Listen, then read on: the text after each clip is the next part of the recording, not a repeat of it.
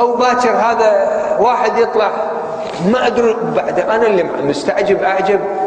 لا والله صحيح الحكومة ليش ساكتة؟ هذا اللي يدز فتنة. أنا بسأل سؤال، ماكو كم واحد الحين موجود بالداخلية يحولون الاسم سواء هني أو شيء يوصل لهم حتى هذا يسمعونه.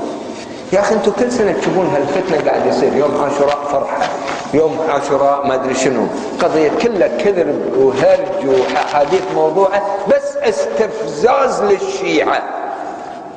أولا احنا نقول شيء احنا ما نستفز أبدا، صح؟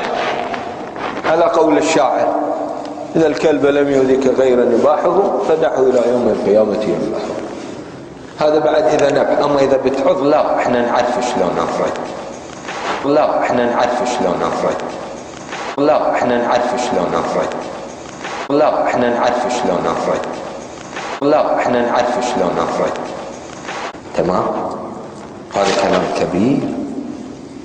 فتوى واحدة تقضم الكويت عليها أسفلها، فتوى واحدة تقضم الكويت عليها أسفلها، فتوى واحدة تقضم الكويت عليها أسفلها، تقضم الكويت عليها أسفلها.